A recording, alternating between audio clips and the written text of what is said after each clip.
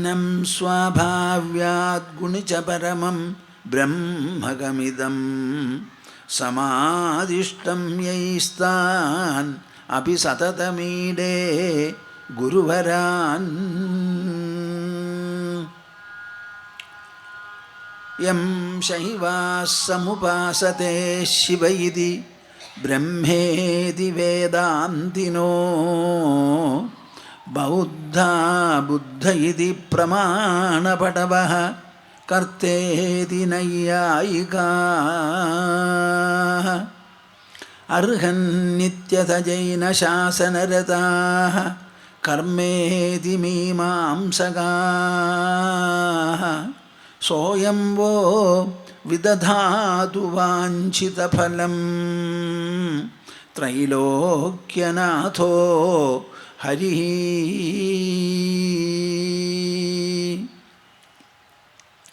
സോയം വോ വിദധാതു വാഞ്ചിതഫലം ത്രൈലോക്യനാഥോ ഹരിഃ. മദീയഹൃദയാകാശേ സദാനന്ദമയോ ഗുരുഃ ഉദേതു സതതം സമ്യക് അജ്ഞാനതിമിരാരുണഃ.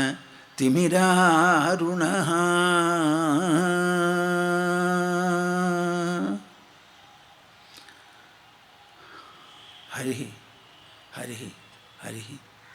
നമുക്ക് പതിവ് പോലെ ഒരു 3 തവണ ഓംകാരം ജപിച്ച് ഈ ഭൂമണ്ഡലത്തെ മുഴുവനും അതിൻ്റെ സമദുഃഖസുഖപൂർണഃ സമദുഃഖസുഖപൂർണഃ ആശാനൈരാശ്യയോഃ സമഃ ആശാനൈരാശ്യയോഃ സമഃ സമജീവിതമൃത്യുസ്സൻ സമജീവിതമൃത്യുസ്സൻ ഏവമേവ ലയം വ്രജ ഏവമേവ ലയം വ്രജ സമദുഃഖസുഖപൂർണഃ സമദുഃഖസുഖപൂർണഃ ആശാനൈരാശ്യയോഃ സമഃ ആശാനൈരാശ്യയോഃ സമഃ സമജീവിതമൃത്യുസ്സൻ സമജീവിതമൃത്യുസ്സൻ ഏവമേവ ലയം വ്രജ ഏവമേവ ലയം വ്രജ ന തേ സംഗോസ്തി കേനാപി ന തേ സംഗോസ്തി കേനാപി കിം ശുദ്ധസ്ത്യക്തുമിച്ഛസി കിം ശുദ്ധസ്ത്യക്തുമിച്ഛസി സംഘാതവിലയം കുർവൻ സംഘാതവിലയം കുർവൻ ഏവമേവ ലയം വ്രജ ഏവമേവ ലയം വ്രജ ഉദേതി ഭവതോ വിശ്വം ഉദേതി ഭവതോ വിശ്വം വാരിധേരിവ ബുദ്ബുദഃ വാരിധേരിവ ബുദ്ബുദഃ ഇതി ജ്ഞാത്വൈകമാത്മാനം ഇതി ജ്ഞാത്വൈകമാത്മാനം ഏവമേവ ലയം വ്രജ ഏവമേവ ലയം വ്രജ പ്രത്യക്ഷമപ്യവസ്തുത്വാദ് പ്രത്യക്ഷമപ്യവസ്തുത്വാത് വിശ്വം നാസ്ത്യമലേ ത്വയി വിശ്വം നാസ്ത്യമലേ ത്വയി രജ്ജുസർപ്പ ഇവ വ്യക്തം രജ്ജുസർപ്പ ഇവ വ്യക്തം ഏവമേവ ലയം വ്രജ ഏവമേവ ലയം വ്രജ സമദുഃഖസുഖഃ പൂർണ്ണഃ സമദുഃഖസുഖപൂർണഃ ആശാനൈരാശ്യയോഃ സമഃ ആശാനൈരാശ്യയോഃ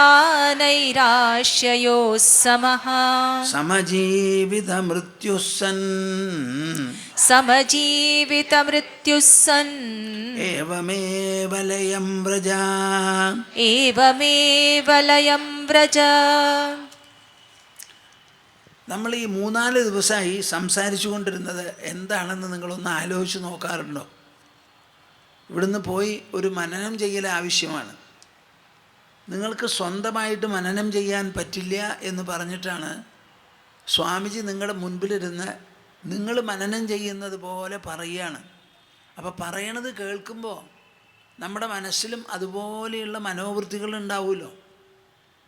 പരീക്ഷത്തിന് സംഭവിച്ചത് എന്താ? 16 വയസ്സുള്ള ശ്രീരാമന് സംഭവിച്ചതോ? വസിഷ്ഠൻ ഇങ്ങനെ പറഞ്ഞുകൊണ്ടിരുന്നു, രാമൻ ഇങ്ങനെ കേട്ടുകൊണ്ടിരുന്നു, സംശയങ്ങളുള്ളത് ചോദിച്ചു, ആ സംശയത്തിന് നിവാരണം വരുത്തി പിന്നെയും സംസാരിച്ചു. അങ്ങനെ സംസാരിച്ച് രാമൻ മാത്രമല്ല, ആ സദസ്സിൽ അനവധി ആൾക്കാരുണ്ടായിരുന്നു. അതിൽ രാമൻ്റെ അച്ഛനുണ്ട്, അമ്മമാരുണ്ട്, മന്ത്രിമാരുണ്ട്, പൗരപ്രമുഖരുണ്ട്, ഉദ്യോഗസ്ഥന്മാരുണ്ട്. അങ്ങനെ വലിയ ഒരു വൃന്ദമാണ് കേട്ടുകൊണ്ടിരുന്നത്. ആ സംസാരം കേൾക്കൽ ചോദ്യം ഉത്തരം ഇത് വാസ്തവത്തിൽ ശ്രീരാമൻ്റെ മനസ്സിൽ വസിഷ്ഠൻ ശബ്ദരൂപത്തിൽ പ്രവേശിച്ച് മനോവൃത്തികളിങ്ങനെ ഉണ്ടാക്കി വിടുകയായിരുന്നു. രാമൻ സ്വയം ഒരു പക്ഷേ അങ്ങനെ ചെയ്യാൻ സാധിക്കില്ല, ഒരു പക്ഷേ അല്ല, സാധിക്കില്ല. അതുമാതിരി നിങ്ങൾക്കും ഇതിൽ ഓരോ ശ്ലോകങ്ങൾ വായിച്ച് ഇത്രയധികം മനന വിഷയങ്ങൾ അതിലുണ്ടാക്കാൻ സാധിച്ചു എന്ന് വരില്ല. ഞാനും നിങ്ങളുടെ മുൻപിലിരിക്കുമ്പോൾ നിങ്ങൾക്ക് വേണ്ടിയിട്ട് തന്നെത്താനെ പ്രകൃതി ഇങ്ങനെ സംസാരിപ്പിക്കുകയാണ്. അതിലെനിക്കൊരു മനഃപൂർവ്വതയുണ്ടെന്ന് തോന്നണില്ല, ഒരു വലിയ തയ്യാറെടുപ്പുമില്ല. ഇവിടെ വരണു, ഇരിക്കണു. സാധാരണ പതിവ് പോലെ നമ്മൾ ഓങ്കാരമൊക്കെ ജപിക്കും, 1-2 സ്തുതികളൊക്കെ ചൊല്ലും. എന്നിട്ട് ആ വിഷയമെടുക്കുമ്പോൾ തന്നെത്താനെ നമ്മുടെ മസ്തിഷ്കവും ശബ്ദനാളവും എല്ലാം കൂടി അവരുടെ ഇഷ്ടപ്പെടിക്ക് ഇങ്ങനെ സംസാരിക്കുക എന്നാണ് ഞാൻ കാണാറുള്ളത്. അപ്പം ഈ മനോവൃത്തികളിങ്ങനെ ഇതിനനുസരിച്ച് ഇങ്ങനെ വരുമ്പോൾ ആ മനസ്സ് പ്രസവിക്കുകയാണല്ലോ ഈ വൃത്തികളെ മുഴുവനും. ഏത് മനസ്സിൽ നിന്ന് ഈ മനോവൃത്തികൾ ഉണ്ടായോ, അത് കേട്ടിട്ടുണ്ടായോ സ്വയം ചിന്തിച്ചുണ്ടായോ, രണ്ടിനും ഒരേ ഫലമാണല്ലോ. ആ ഉണ്ടാവുന്നതിനനുസരിച്ച് ഒരു മനുഷ്യ ശിശുവിനെ പെറ്റ അമ്മ മനുഷ്യ സ്ത്രീ ആവണമല്ലോ. ആ കുട്ടിയെ വളർത്തും തോറും ആ അമ്മയ്ക്ക് അമ്മത്തം കൂടി വരും. എന്താ, ശരിയാണോ? ആണോ? അതുപോലെ നിങ്ങളുടെ മനസ്സിൽ നിന്ന് ഈ അധ്യാത്മവൃത്തികൾ ഇങ്ങനെ കൂടുതൽ ഉളവാവുകയോ പ്രസവിക്കുകയോ ചെയ്തു വന്നാൽ ആ പ്രസവിക്കുന്നതിനനുസരിച്ച് ആ അധ്യാത്മത്വം നിങ്ങളിലും വരണമല്ലോ. അങ്ങനെ 18 ദിവസമായിരുന്നു ശ്രീരാമനോട് സംസാരിച്ചത്. ഏതാണ്ട് പകുതിയായപ്പോൾ രാമൻ ഉള്ളിൽ ലയിച്ചങ്ങോട്ടിരുന്നു. വസിഷ്ഠൻ പറയണത് എന്താ? ഞാൻ നിങ്ങളോട് പറയണ മാതിരിയാ. ഈ കാണുന്ന പ്രപഞ്ചം മുഴുവനും തന്നെത്താനെ ഒരു നിലനിൽപ്പുള്ളതല്ല. ഈ പ്രപഞ്ചത്തിന് പ്രപഞ്ചഭാവം നൽകുന്നത് അതിനെ നോക്കിക്കാണുന്ന ദ്രഷ്ടാവാണ്. ആ ദ്രഷ്ടാവിൻ്റെ ശരീരത്തിൽ നിന്ന് ഒരു മില്ലിമീറ്റർ പോലും അകലെയല്ല അനുഭവങ്ങൾ ഉണ്ടാവുന്നത് മസ്തിഷ്കത്തിലും മാറിടത്തിലുമൊക്കെയാണ്. ആ അനുഭവം ഉണ്ടാക്കുന്നത് കണ്ണോ അല്ലെങ്കിൽ മാംസപിണ്ഡമായിരിക്കുന്ന ശരീരമോ അല്ല. ആ മാംസപിണ്ഡത്തോടും കണ്ണിനോടും കരളിനോടുമെല്ലാം കൂടിച്ചേർന്ന് പ്രവർത്തിക്കുന്ന ദ്രവ്യവും ഊർജവും അല്ലാത്ത ഒരു ചേതനാത്മകമായ ഒരു സാന്നിധ്യമുണ്ട്.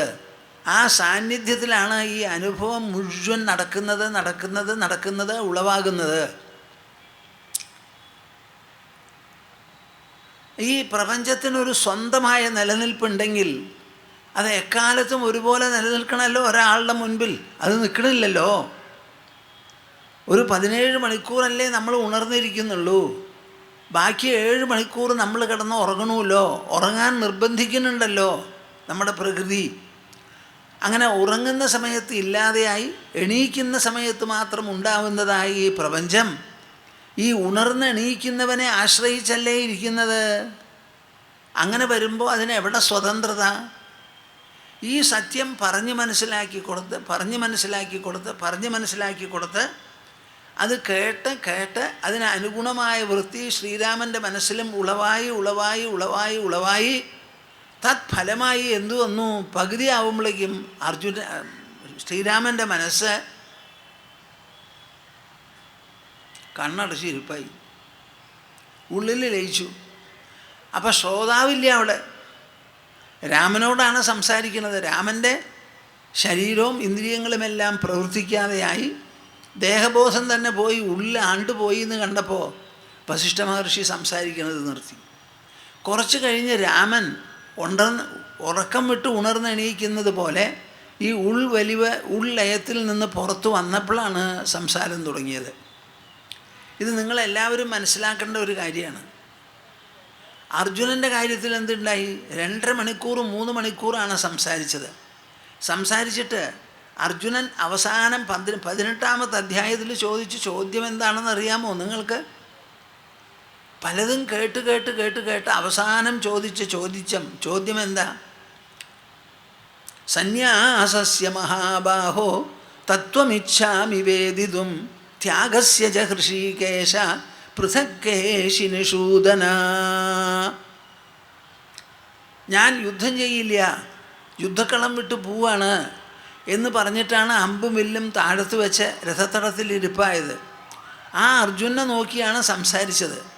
ആ സംസാരം മുഴുവനും അർജുനും പങ്കെടുത്ത് സംശയം ഉന്നയിച്ച് അതിന് നിവാരണമുണ്ടായി. അവസാനം 18-ാമത്തെ അധ്യായം, 18 അധ്യായമാണല്ലോ, അതിൽ അർജുനൻ്റെ ഒരു ചോദ്യത്തോടു കൂടിയാണ് തുടങ്ങുന്നത്. സന്യാസം എന്ന് പറയുന്നത് എന്താ?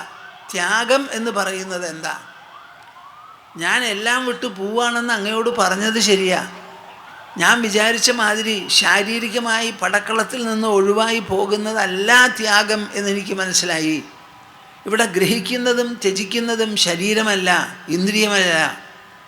ത്യാഗമുണ്ടെങ്കിൽ അത് നടക്കേണ്ടത്, ത്യജിക്കേണ്ടത് എവിടെയാ? എവിടെ ഗ്രഹണം നടക്കുന്നുവോ അവിടെ. നമ്മൾ പല വസ്തുക്കളെയും കാണുന്നു. ആ കണ്ട വസ്തുക്കൾ ഏതെങ്കിലും ഒന്നിനോട് നമ്മുടെ കണ്ണ് ഒട്ടിപ്പോവാറുണ്ടോ? എന്താ ഒരു മിണ്ടാതെ? കേൾക്കുന്ന ശബ്ദത്തോടു കൂടി ചെവി ഒട്ടിപ്പോവാറുണ്ടോ? കാണുന്നത് മുഴുവൻ കണ്ണിലാണോ രജിസ്റ്റർ ചെയ്ത് വയ്ക്കണത്? ചെവിയിലാണോ ശബ്ദങ്ങൾ? പിന്നെ എവിടെയാ? ഉള്ളിലാണ്. അപ്പം ഗ്രഹണം നടക്കുന്നത് ഉള്ളിലാണ്, മനസ്സിലാണ്, ചേതനാത്മക മണ്ഡലത്തിലാണ്. അവിടെ വേണം ഈ ത്യാഗവും സന്യാസവും നടക്കാൻ. അപ്പം അതെന്താണ് ആ ഉള്ളിലുള്ള സന്യാസം? ഉൾത്തലത്തിലുള്ള സന്യാസം എന്താണ് ആ ത്യാഗം? ഒന്ന് പറഞ്ഞു തരൂ എന്നുള്ള ചോദ്യത്തോടു കൂടിയാണ് പുറപ്പെട്ടത്. അതും കൂടി ക്ലാരിഫൈ ചെയ്ത് മുഴുവനാക്കി കൊടുത്തതിന് ശേഷമാണ് ഭഗവത്ഗീത പരിസമാപിക്കുന്നത്. യോഗവാസിഷ്ഠ രാമായണത്തിൽ പറയണത് എന്താ? വസിഷ്ഠൻ പറയണത് 18 ദിവസമായിരുന്നു, ഉദയം മുതൽക്ക് അസ്തമനം വരെ എന്ന് തന്നെ പറയാം. അങ്ങനെ 18 ദിവസം. എത്ര സമയമായി എന്ന് ആലോചിച്ച് നോക്കിക്കോളൂ. 2.5 മണിക്കൂറാണ് അർജുനനോട് സംസാരിച്ചത്. അത് യുദ്ധം ചെയ്യിപ്പിക്കാൻ വേണ്ടിയായിരുന്നു. അവിടെ യുദ്ധം നടക്കണ സമയമാണ്. ശ്രീരാമനോട് എല്ലാം വരാൻ പോണേ ഉള്ളൂ, 16 വയസ്സേ പ്രായമായിട്ടുള്ളൂ.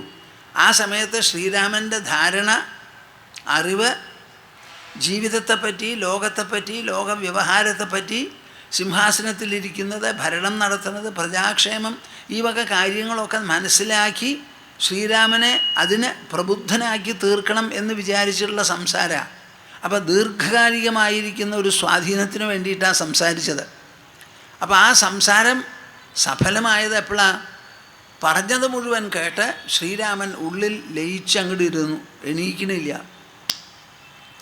അപ്പോഴാണ് വാൽമീകി മഹർഷി പറഞ്ഞത്, വസിഷ്ഠ മഹർഷി, ഈ കുട്ടി കൊച്ചാണ്, 16 വയസ്സേ പ്രായമായിട്ടുള്ളൂ, അവനിപ്പോഴും യുവാവായിട്ടില്ല.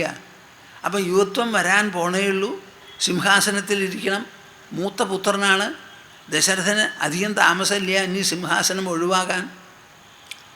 അപ്പം ഈ ശ്രീരാമനെ ഉണർത്തി അവനെ പ്രവർത്തനക്ഷമനാക്കി തീർക്കണം എന്നൊക്കെ പറഞ്ഞ് വസിഷ്ഠൻ ശ്രീരാമനെ അദ്ദേഹത്തിൻ്റെ സങ്കല്പശക്തി കൊണ്ടും സ്വാധീനം കൊണ്ടുമെല്ലാം ഉണർത്തിച്ച്, ശ്രീരാമ, ഞാൻ ഈ പറഞ്ഞത് മുഴുവൻ കേട്ട് മനസ്സിലാക്കി പ്രബുദ്ധനായി നിത്യത്യാഗിയായി നിത്യസന്യാസിയായി വാഴൂ എന്നായിരുന്നു ഉപദേശം.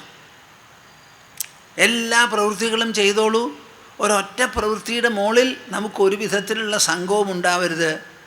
നീ വാസ്തവത്തിൽ കർത്താവല്ല, ഭോക്താവല്ല, പ്രവർത്തനം നടത്തുന്നത് മുഴുവൻ ഇന്ദ്രിയങ്ങളുടെയും മനസ്സിൻ്റെയും ബുദ്ധിയുടെയും അഹങ്കാരത്തിൻ്റെയും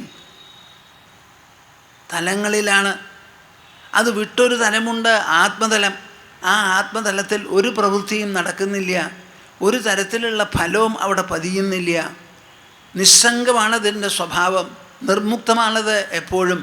അതിനെ മനസ്സിലാക്കി ബുദ്ധി കൊണ്ട് ഉണർന്ന് അനുഭവിച്ച് ആ അനുഭവത്തിൻ്റെ വെളിച്ചത്തിൽ നീ സർവ്വ പ്രവൃത്തികളും ചെയ്ത് ലോകത്തിൽ എത്ര കാലം വേണമോ അത്ര കാലം ജീവിച്ചോ. ലോകജീവിതം മുഴുവനും നിനക്കൊരു വിഹാരമാകട്ടെ, ഒരു വിനോദമാകട്ടെ എന്ന് പറഞ്ഞാണ് അവിടുന്ന് എണീപ്പിച്ചയച്ചത്. ഇത് വളരെ പ്രധാനമാണ്, നിങ്ങളെല്ലാവരും മനസ്സിലാക്കണം. ഇപ്പോൾ പറയണത് എന്താ? സമദുഃഖ സുഖ പൂർണ്ണ ആശാനൈരാശ്യയോ സമഃ സമജീവിത മൃത്യുസൻ ഏവമേവ ലയം വ്രജ. ഈ ശ്ലോകത്തിന് വളരെയധികം അർത്ഥമാണ്. നിങ്ങളുടെ ജീവിതം മുഴുവൻ മനനം ചെയ്ത് ഇതിനെ സാർത്ഥകമാക്കാൻ, സാക്ഷാത്കരിക്കാൻ നിങ്ങൾക്ക് പരിശ്രമിക്കാം. ദുഃഖവും സുഖവും നമുക്ക് സമാവണം. അതാണ് എണീറ്റ് കഴിഞ്ഞാൽ ഉറങ്ങുന്നത് വരെ നമുക്കുണ്ടാവുന്നത് സുഖദുഃഖങ്ങളാണ്. അതിന് കാരണം വീട്ടിലാണെങ്കിൽ വീട്ടിലുള്ള സംസാരവും വ്യവഹാരവും മുതൽക്ക് ചിലത് പിടിക്കും, ചിലത് പിടിക്കില്ല. ഓഫീസിൽ പോയാലും ഇഷ്ടപ്പെട്ടതാവില്ല, എല്ലാം അനിഷ്ടങ്ങളും ഉണ്ടാവും. സമാജത്തിൽ ഇടപഴകുകയാണെങ്കിൽ അവിടെയും നമുക്ക് അതുപോലെ തന്നെയാണ്. 5 ഇന്ദ്രിയങ്ങളും പ്രവർത്തിച്ച് ലോകവസ്തുക്കളോട് സമ്പർക്കം പുലർത്തി എന്തെല്ലാം ബഹുമുഖ വ്യവഹാരങ്ങൾ നടക്കുന്നുണ്ടോ അതിൽ നിന്ന് എല്ലാം കൂടി നമുക്ക് കിട്ടുന്നത് വെറും 2 അനുഭവമാണ്, സുഖം ദുഃഖം എന്ന് പറയുന്നത്. ആ സുഖദുഃഖങ്ങളിൽ ദുഃഖം എനിക്ക് വേണ്ട, സുഖം വേണം എന്ന് പറയുന്നതാണ് മനുഷ്യൻ്റെ സ്വഭാവം, ഇരട്ടത്താപ്പ് നയം. രണ്ടും ഉണ്ടാക്കുന്നത് നമ്മളെ ഇന്ദ്രിയങ്ങളും ലോകവസ്തുക്കളുമാണല്ലോ. അത് ആ 2 എണ്ണം ഒരുപോലെ ഉണ്ടാക്കുമ്പോൾ നിങ്ങൾ എങ്ങനെയാണ് അതിൽ ഒന്ന് മാത്രം മതി എന്ന് പറയുക? അത് നമ്മുടെ ഒരു പാർഷ്യാലിറ്റി അല്ലേ, ഒരു പാർശ്വിക മനസ്ഥിതി അല്ലേ? അത് ബുദ്ധിയിൽ നിന്ന് വരുന്ന ഒരു പ്രതികരണമാണോ, അതോ രാഗദ്വേഷ ഭൂയിഷ്ഠമായിരിക്കുന്ന മനസ്സിൻ്റെ ഇഷ്ടാനിഷ്ടങ്ങൾ രചിക്കുന്നതോ? ഒന്ന് ആലോചിച്ച് നോക്കൂ. പ്രകൃതിയാണ് ഈ അനുഭവങ്ങൾ തരുന്നത്. അത് രാപ്പകൽ പോലെ, പുരുഷ സ്ത്രീകൾ പോലെ, ഋതുഭേദങ്ങൾ പോലെ അത് അതിൻ്റെ പാട്ടിലിങ്ങനെ വരും. വിശപ്പുണ്ടാവും, വിശപ്പ് മാറും, കുറച്ച് കഴിഞ്ഞാൽ വിശക്കും. അങ്ങനെ പരസ്പര പൂരകങ്ങളാണ് ഈ സുഖവും ദുഃഖവും. അതിൽ ദുഃഖം വേണ്ട സുഖം വേണം എന്ന് പറയുന്നത് വെറും മണ്ടത്തമാണ്, ബുദ്ധിശൂന്യതയാണ്. അപ്പോൾ രണ്ടിലും സമമായിരിക്കുന്ന ഒരു മനസ്ഥിതി വളർത്തിയെടുത്താൽ ഒരു മനുഷ്യൻ പൂർണ്ണനായി. നമ്മുടെ പൂർണ്ണത്വം ഇതുകൊണ്ട് മാത്രം കിട്ടുന്നതാണ്. സമദുഃഖസുഖപൂർണ്ണ. അങ്ങനെ വന്നാൽ പിന്നെ നമുക്ക് ആശാനൈരാശ്യയോ സമഃ, ആശയോടും വൈരാഗ്യത്തോടും സമമായി തീരാൻ സാധിക്കും. ആശയുള്ളവർക്കാണ് വൈരാഗ്യാഭ്യസനം. ആശയില്ലെങ്കിലോ പിന്നെ വൈരാഗ്യം എന്തിനാ? ഇവിടെ ഇപ്പോൾ ആശ എവിടെയാ? സുഖത്തിലാണ്. വെറുപ്പോ അല്ലെങ്കിൽ വേണ്ടാന്ന് തോന്നുന്നതോ ദുഃഖത്തിലും. അപ്പോൾ സുഖവും ദുഃഖവും സമമായി തീർന്നാൽ ആ മനസ്സിൽ പിന്നെ ആശയോ ആഗ്രഹമോ അഭീഷ്ടങ്ങളോ അഭിലാഷങ്ങളോ ഉണ്ടാവില്ല. ആശയില്ലെങ്കിൽ പിന്നെ വൈരാഗ്യത്തിൻ്റെ പ്രയോജനം എന്താ? രാഗം ഇല്ലാതെയാവുന്നതാണ് വൈരാഗ്യം. അപ്പം രാഗമുള്ളപ്പോഴാണ് വൈരാഗ്യ പരിശീലനം. വിശപ്പില്ലാത്തവൻ ഊണ് കഴിക്കുമോ? ഊണ് കഴിക്കില്ല. വിശപ്പുള്ളപ്പോഴല്ലേ ഊണ് കഴിക്കുള്ളൂ. ഊണ് കഴിച്ച് വിശപ്പ് മാറ്റുകയല്ലേ നമ്മൾ ചെയ്യുന്നത്. അപ്പം ആശ എന്ന് പറയുന്നത് ഉള്ളപ്പോഴാണ് ആ ആശ ശരിയല്ല എന്നുള്ള ഉപദേശം വൈരാഗ്യം ഉണ്ടാക്കി തീർക്കുന്നത്. അപ്പം ആശയില്ലെങ്കിലോ? അപ്പോൾ ഇവിടെ പറയണത് എന്താ? ഇത് രണ്ടിനും പോണ്ട. ആശാനൈരാശ്യയോ സമഃ. അതിനേക്കാൾ ഉയർന്ന ഒരു ചിന്താഗതി, ഉയർന്ന ഒരു തലത്തിൽ നമുക്ക് വിഹരിക്കാനും പ്രവർത്തിക്കാനും സാധിക്കണം. സുഖദുഃഖങ്ങൾ പരസ്പര പൂരകങ്ങളാണ്. അവ രചിക്കുന്നത് നമ്മളല്ല, നമ്മുടെ ഇന്ദ്രിയങ്ങളും ലോകവസ്തുക്കളുമാണ് രചിക്കുന്നത്. നമ്മളാകട്ടെ ഉൾത്തലത്തിലുള്ള വ്യക്തിയാണ്. ആ ഉൾ വ്യക്തിത്വമല്ല ഇതിന് കാരണക്കാരൻ. ഇതിന് കാരണക്കാരൻ ഇന്ദ്രിയങ്ങളും ലോകവസ്തുക്കളുമാണ്. അവ പരസ്പരം സുഖദുഃഖങ്ങൾ രചിക്കുന്നുണ്ടെങ്കിൽ അതവൻ്റെ സ്വഭാവമാണെന്ന് പറഞ്ഞ് രണ്ടിലും ഒരു സമീകൃതമായ മനസ്ഥിതി വളർത്തിയാൽ സർവ്വ കുഴപ്പവും തീർന്നു. അതിൽപ്പെട്ടതാണ് ആശയും നിരാശയും നമ്മുടെ മനസ്സിൽ. അപ്പോൾ എല്ലാ കാര്യത്തിലും ഒരു സമസ്വഭാവം. സമശത്രൗ ച മിത്രേ ച തഥാ മാനാപമാനയോഃ ശീതോഷ്ണസുഖദുഃഖേഷു സമഃ സംഗവിവർജിതഃ. ഇതാണല്ലോ ഭഗവത്ഗീതയിൽ പ്രധാനമായും ഉപദേശിച്ചിട്ടുള്ളത്. അപ്പോൾ ആശാനൈരാശ്യയോ സമഃ. അതുപോലെ പിന്നെ ഒന്നോ സമജീവിതമൃത്യുസ്സൻ. സമജീവിതമൃത്യുസ്സൻ ഒന്ന് പറയൂ. മൃത്യുസ്സൻ. എനിക്ക് തൃപ്തിയായില്ല, എല്ലാവരും പറയണം. സമജീവിതമൃത്യുസ്സൻ. സമജീവിതമൃത്യുസ്സൻ. സമജീവിതമൃത്യുസ്സൻ. നിങ്ങൾക്ക് എല്ലാവർക്കും ബാധക. സുഖദുഃഖങ്ങൾ എടുത്തു വയ്ക്കണം അവിടെ. നിങ്ങൾ എത്ര തവണ മരിക്കും? ഒരു തവണ. മരിച്ചോ? ഇല്ല. എപ്പോഴാണ് മരിക്കാൻ പോണേ ഒട്ടും അറിയില്ല. പിന്നെ അതിനെപ്പറ്റി വറി ചെയ്യണോ? ഒരിക്കലേ മരിക്കുള്ളൂ. അത് നിങ്ങളല്ലെങ്കിൽ മരിക്കും വേണം. ഞാൻ എപ്പോഴും പറയും ഈ മരണം എത്ര അത്യാവശ്യമാണെന്ന്. ലോകത്തിലുള്ളവരൊക്കെ മരിക്കാതെ ഇരുന്നാലത്തെ സ്ഥിതി നിങ്ങൾക്ക് അറിയാൻ പറ്റുമോ? ഒരു ഉറുമ്പിനും കൂടി ഈ ഭൂതലത്തിൽ അരിക്കാൻ പറ്റില്ല, സ്ഥലം ഉണ്ടാവില്ല. 700 ചില്ലാനം കോടി ജനങ്ങളാണ് ഭൂമണ്ഡലത്തിൽ. ഇതേവരെ ഉണ്ടായി ജീവിച്ച് മരിച്ചു പോയവരെ എത്രയാണെന്നറിയോ? 10,000 കോടി. ഇപ്പോൾ ഉള്ളതോ 700 കോടി. 700 ചില്ലാനം. പരമാവധി 800 കോടി ജനങ്ങൾ മാത്രമേ നമ്മുടെ ഈ ഭൂതലത്തിന് ഉൾക്കൊള്ളാൻ പറ്റൂ. അവർക്ക് ഭക്ഷണം കൊടുത്ത്, പാർപ്പിടം കൊടുത്ത്, വെള്ളവും കൊടുത്ത് 800 കോടി ജനങ്ങളെ വരെ താങ്ങാൻ പറ്റുള്ളൂ നമ്മുടെ ഈ ഭൂമണ്ഡലത്തിന്. അതിലിപ്പോൾ 700 കോടി 700 ചില്ലാനം ഇപ്പം ഉണ്ട്. മരിച്ചു പോയവരോ 10,000 കോടി. നിങ്ങളൊന്ന് പറയൂ എന്നോട്, മരിച്ചവരോ ഇവിടെ കൂടുതലോ ജീവിച്ചിരിക്കുന്നവരോ? നമ്മളൊക്കെ എന്താ ചെയ്യാൻ പോണേ? ഒരു പേടിയല്ലേ? നാവ് കൊണ്ട് തീ തീ എന്ന് പറഞ്ഞാൽ നാവിന് ചുടുമോ? അപ്പം നമ്മൾ മരിക്കാൻ പോണു എന്ന് പറഞ്ഞതുകൊണ്ട് മരിക്കുമോ? എന്നാൽ എത്രയോ പേര് ബുദ്ധിമുട്ട് മരിക്കാനായിട്ട് കിടക്കുന്നുണ്ട്. എനിക്ക് മരിച്ചാൽ മതി, മരിച്ചാൽ മതി, മരിച്ചാൽ മതി എന്ന് എന്നോടും പറയുന്നവരുണ്ട്.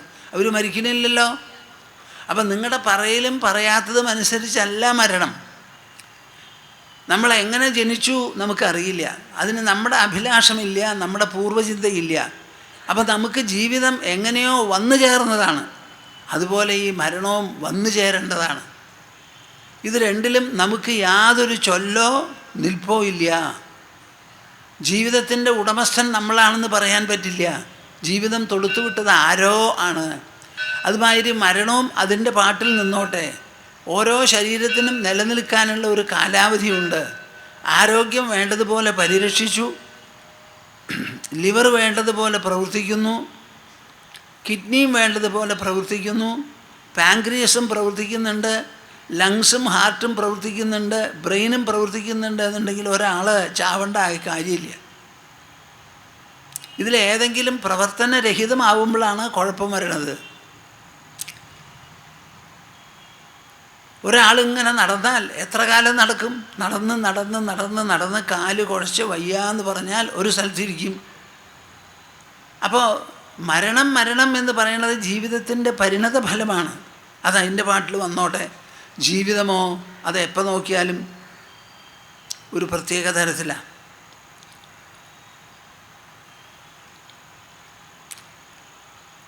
സമജീവിത മൃത്യുസൻ ഏവമേവ ലയം വ്രജ. ഇപ്പോൾ ഇവിടെ 3 കാര്യങ്ങളാണ് പറഞ്ഞിരിക്കുന്നത്. ശ്രദ്ധിച്ചോളൂ, മാത്തമാറ്റിക്സ് പോലെയാണ്. സമദുഃഖ സുഖപൂർണ്ണ. സുഖദുഃഖം എന്ന് പറഞ്ഞ 2 അനുഭവങ്ങളെ നമുക്ക് ജീവിതത്തിൽ എവിടെ നോക്കിയാലും എങ്ങനെ നോക്കിയാലും, അമേരിക്കയിലോ ഡെൻമാർക്കിലോ ഇന്ത്യയിലോ ഡൽഹിയിലോ തൃശ്ശൂരിലോ എവിടെയായാലും,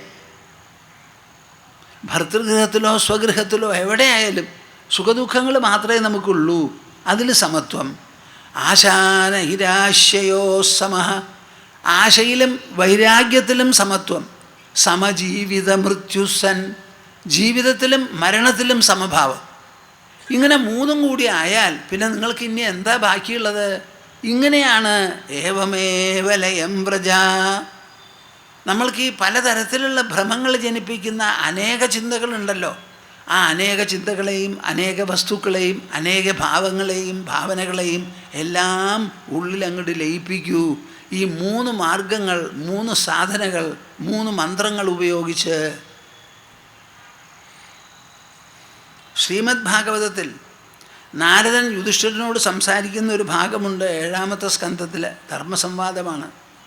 അതിൽ നാരദൻ പറയുകയാണ്, നമ്മുടെ അഭിപ്രായം എന്താവണം ജീവിതത്തെക്കുറിച്ച് എന്ന്. നല്ല പോലെ കേട്ടോളൂ അപ്പ. നാഭിനന്ദേ ധ്രുവം മൃത്യും അധ്രുവം വാസ്യ ജീവിതം.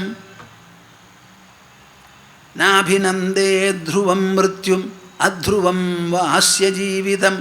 കാലം പരം പ്രതീക്ഷേത ഭൂതാനാം പ്രഭവാപ്യയം. നമ്മുടെ ശാസ്ത്രങ്ങൾ മുഴുവൻ ഉദ്ബോധകങ്ങളാണ്. ശാസ്ത്രം എന്ന് പറഞ്ഞാൽ ഓരോരോ കാര്യത്തെയും എടുത്ത് കാര്യകാരണ രൂപത്തിൽ അതിൻ്റെ ഗുണദോഷങ്ങളെ അപഗ്രഥനം ചെയ്ത് വായിക്കുന്നവരെയും കേൾക്കുന്നവരെയും ഉദ്ബോധിപ്പിക്കുക എന്നതാണ് ശാസ്ത്രത്തിൻ്റെ ഒരേ ഒരു കറതീർന്ന ലക്ഷ്യം. എവിടെ നോക്കിയാലും ഉദ്ബോധനമാണ് ശാസ്ത്രം. എന്താ ഇവിടെ പറയണത്? നാഭിനന്ദേ ധ്രുവം മൃത്യും. മരണത്തെ ഒരു കാലത്തും നിങ്ങൾ അഭിനന്ദിക്കരുത്, സ്വാഗതം ചെയ്യും വേണ്ട. എന്താ കാരണം? ധ്രുവം മൃത്യും. മരണം സുനിശ്ചിതമാണ്. ലോകത്തിൽ ജനിച്ചാൽ നമുക്ക് ജാതകെഴുത്തുണ്ട്. ആ ജാതകത്തിൽ പലതും എഴുതാം, അതിലൊക്കെ മാറ്റം വരാം പൗരുഷം ഉപയോഗിച്ച്. അതിൽ മാറാത്തൊരൊറ്റ സംഗതി മാത്രമേ ഉള്ളൂ, ഈ ജാതകക്കാരൻ മരിക്കുന്നുള്ളത്. വേറെ ഒന്നും അവിടെ ഉറച്ചതാണെന്ന് വിചാരിക്കരുത്. ജാതകത്തിൻ്റെ ഉദ്ദേശം വരാൻ പോകുന്ന സംഭവങ്ങളെ മുൻകൂട്ടി അറിയിപ്പിക്കുന്നതാണ്. അങ്ങനെ അറിയിപ്പിച്ച് അതിൽ സ്വാഗതാർഹമായത് നിങ്ങൾ സ്വീകരിച്ചോളൂ. വിഷമം ജനിപ്പിക്കുന്നതിന് പരിഹാരം കാണാൻ വേണ്ടി ഈശ്വരഭജനവും പൗരുഷവും ഒക്കെ വേണം. ഒരു പണക്കാരൻ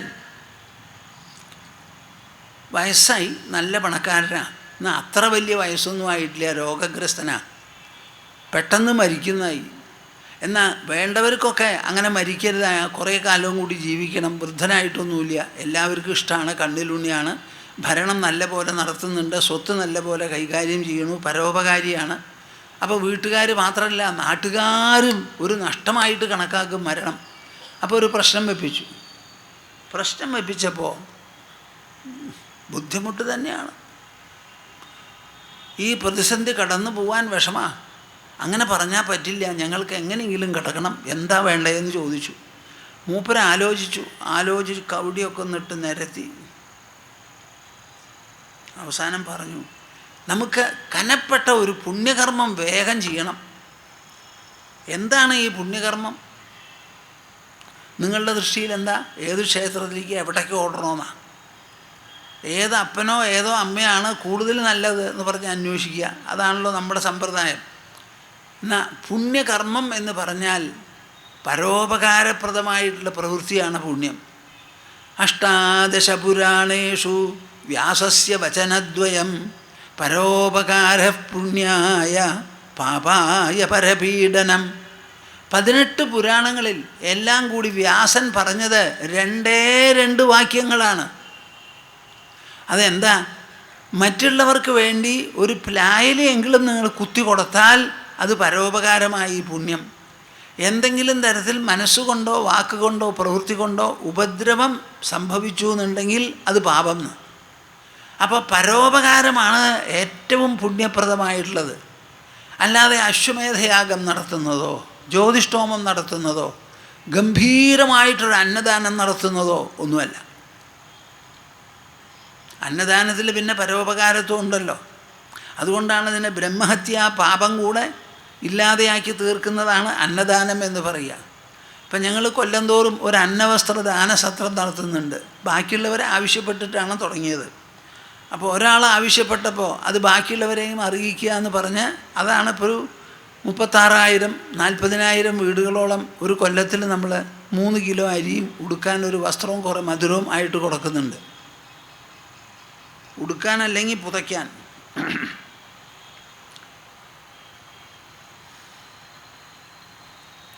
വളരെ വിശേഷപ്പെട്ടതാണ്.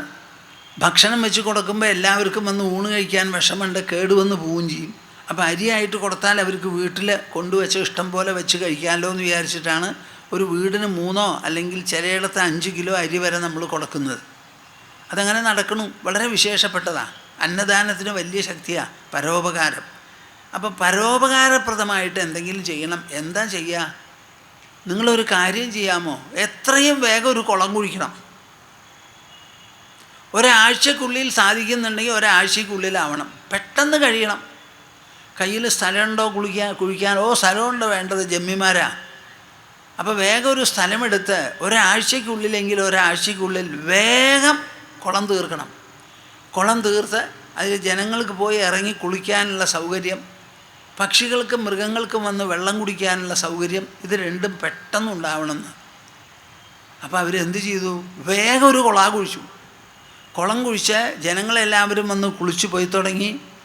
പശുക്കളൊക്കെ വന്ന് ഇറങ്ങി വെള്ളം കുടിക്കും, അതിനുള്ള കടവുണ്ടാക്കി. പക്ഷികളാണെങ്കിൽ പറന്ന് വന്ന് വെള്ളം കുടിക്കും. വെള്ളമില്ലാത്തൊരു സ്ഥലമാണത്. ഓരോ ദിവസവും ആൾക്കാർ കൂടുതൽ വന്നു. പക്ഷികളും വന്നു, മൃഗങ്ങളും വന്നു. അപ്പോൾ പുണ്യകർമ്മം ഇങ്ങനെ നീണ്ടു പോയി. എന്തിനു പറയട്ടെ, സൂക്കേടാ മാറി. അദ്ദേഹം വേണ്ടത്തോളം ജീവിച്ചു.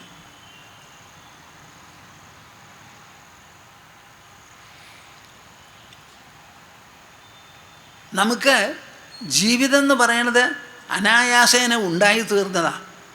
മരണവും അപ്രതീക്ഷിതമായി അത് അതിൻ്റെ പാട്ടിൽ വന്നോളും.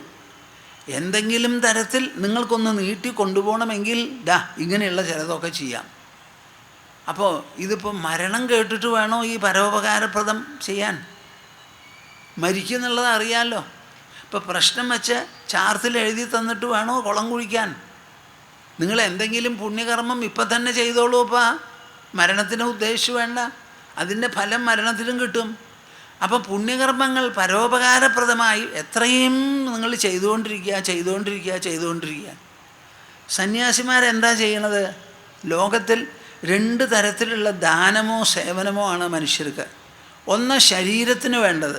ശരീരത്തിന് വേണ്ടത് എന്താ? നിങ്ങൾ എന്നെ പറയും. ഭക്ഷണം, വസ്ത്രം, പാർപ്പിടം, ഇതാണ് ശരീരത്തിനുള്ളത്.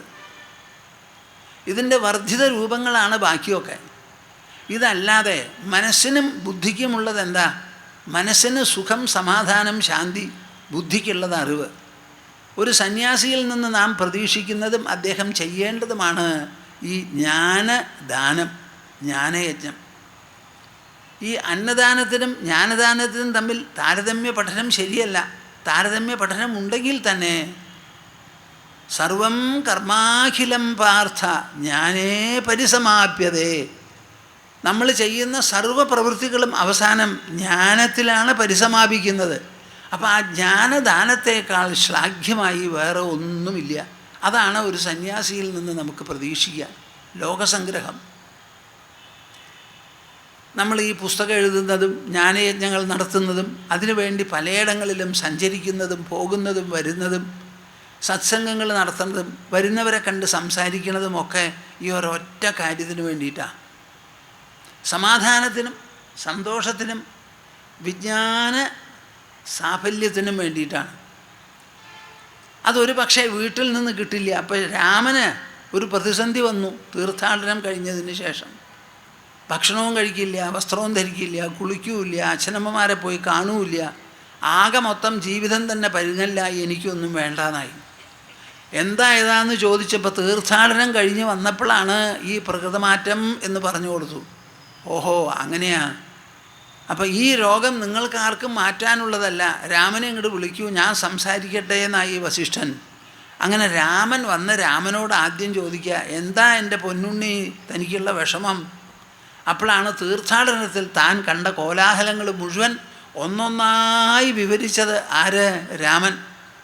അതിനാണ് ജഗദ്ദോഷപ്രകാശം, വൈരാഗ്യപ്രകരണം, മുമുക്ഷുപ്രകരണം എന്ന് പറയുന്ന ആദ്യത്തെ പ്രകരണം. 6 പ്രകരണങ്ങളുള്ള യോഗവാസിഷ്ഠ രാമായണത്തിൽ. നിങ്ങളെല്ലാവരും അത് വായിച്ചു നോക്കേണ്ടതാണ്. ഈ ലോകത്തിൻ്റെ സ്ഥിതി ഇങ്ങനെയാണോ, ഗതി ഇങ്ങനെയാണോ എന്ന് അപ്പോഴാണ് നമുക്ക് മനസ്സിലാവുക. നിങ്ങളെല്ലാവരും ജീവിക്കുന്ന ഒരു ചെറിയ കുടുംബത്തിൽ 2 കുട്ടികളോ 3 കുട്ടികളോ കൂടി. ആ കുട്ടികളാണ് നിങ്ങൾക്ക് സർവസ്വം. അവരെ പഠിപ്പിക്കണം, അവർക്ക് കല്യാണം കഴിക്കണം, അവർക്ക് കുട്ടികളുണ്ടാവണം, ലാളിക്കണം. ഇതൊക്കെയാണ് നിങ്ങളുടെ വിചാരം. എന്നാൽ എത്രയോ കുടുംബങ്ങളാണ് ഈ ലോകത്തിൽ, എത്രയോ ജനങ്ങളാണ് ഈ ലോകത്തിൽ. അവരുടെ സ്ഥിതിയെപ്പറ്റി നാം അരമണിക്കൂറൊന്ന് അനുഭാവത്തോടു കൂടി ചിന്തിക്കുക പോലും ചെയ്യുന്നില്ല. ഒരമണിക്കൂർ നേരം ഈ ലോകത്തെക്കുറിച്ച് ആലോചിച്ച് നമ്മുടെ മനസ്സിൽ അല്പം ദയവും അല്പം സ്നേഹവും അല്പം വാത്സല്യവും അല്പവും പങ്കിടണം എന്നുള്ളൊരു തോന്നലും ഉണ്ടായാൽ അതിനേക്കാൾ ധന്യതയോ പുണ്യമോ ഇല്ല കൂട്ടരെ നിങ്ങൾ നല്ല പോലെ മനസ്സിലാക്കിക്കോളൂ. ആ ശ്രീരാമനെ ഉപദേശിച്ച് ഇരുപ്പിൽ ഉപദേശിച്ച് മനസ്സിലുള്ള വിഷമങ്ങളൊക്കെ തീർത്ത് ജീവിതത്തിന് പ്രതിബദ്ധതയോടുകൂടി ഇറക്കി വിട്ടത് വസിഷ്ഠനാണ്. ഇറക്കി വിട്ടത്. അത് അച്ഛനെ കൊണ്ടോ അമ്മമാരെ കൊണ്ടോ പറ്റിയില്ല, മന്ത്രിമാരെ കൊണ്ട് പറ്റിയില്ല. പല അധ്യാപകന്മാരും ഉണ്ടായിരുന്നു അവിടെ, അവർക്കും സാധിച്ചില്ല. ഇതാണ് ഈ ജ്ഞാനദാനം എന്ന് പറയുന്നത്, ജ്ഞാനത്തിൻ്റെ മഹിമ. ആ ജ്ഞാനമാണ് ഇവിടെ ജനക മഹാരാജാവ് പോലും അഷ്ടാവക്ര മഹർഷി തപസ്വിയിൽ നിന്ന് തേടുന്നത്. എത്ര വിശേഷപ്പെട്ടതാ! ജനക മഹാരാജാവിന് എന്തില്ലാത്ത കുറവാ? എന്തിൻ്റെ കുറവാ? ഒരു കുറവുമില്ല. എന്നാലും അദ്ദേഹം ജ്ഞാനദാഹിയായിരുന്നു. അത് തീർത്തു കൊടുക്കുകയാണ്. സമജീവിത മൃത്യുസൻ. അപ്പം ജീവിതത്തോടും മരണത്തോടും നിങ്ങൾക്കൊരു സമഭാവം വേണം. അതിനെപ്പറ്റി യുധിഷ്ഠിരൻ പറഞ്ഞു കൊടുക്കുകയാണ്. ആരോട്?